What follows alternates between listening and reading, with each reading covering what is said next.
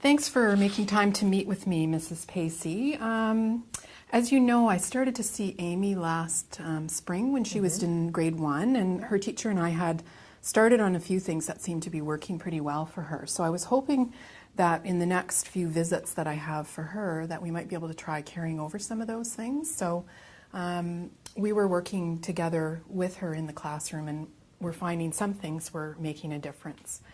So I just thought I'd maybe start with, I'm not sure, developmental coordination disorder is not something that all teachers are familiar with, and so I just wanted to check in with you and see, is that something that you're familiar with, or what your background knowledge is around coordination disorders? I'm really not familiar with it, but I really just see Amy as, she's just like a lot of the other kids. She's clumsy, but a lot of kids are clumsy, and I don't really see that I'm having any issues in the classroom with her. Okay.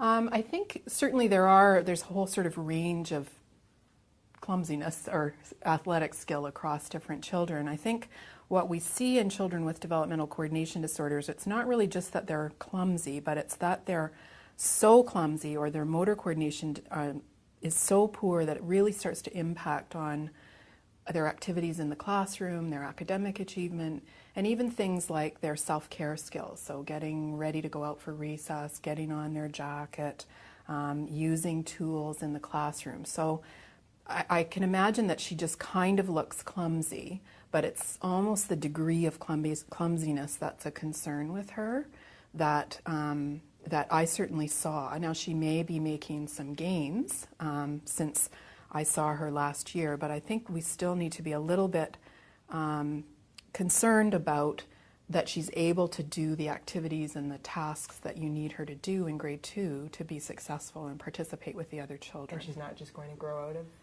this? No, that was actually kind of the belief used to be, that not to worry about it because kids will mature and it's just a bit of a delay, but there's been a lot of research over the last 10 or 15 years that really shows that they don't grow out of it, and it persists into adolescence, and now we've got evidence that it persists into adulthood. And the concern is that the gap tends to widen, so as the tasks are getting harder and the academic demands are getting higher, you see a bigger gap between what the child's able to do and what the demands are.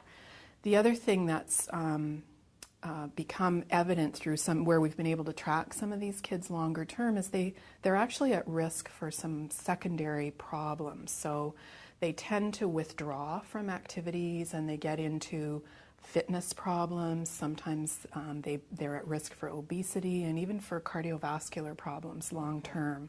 So even though it compared to some other problems that you see in children, it might seem like not such a big deal.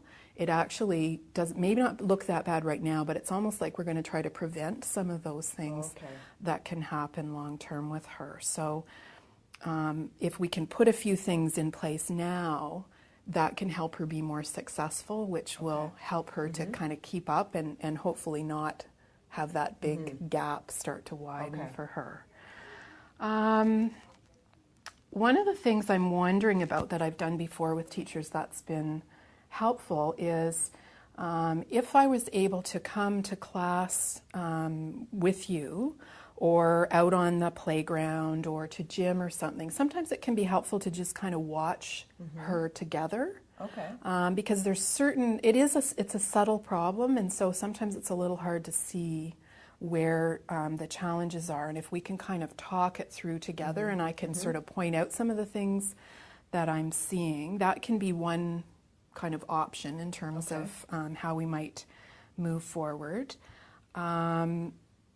I can just give you some particular things that you might want to tune into, because I know it's early in the year and you're getting to know her, you're getting to know your whole class still. So I could give you certain activities that tend to be the ones that are most difficult for her.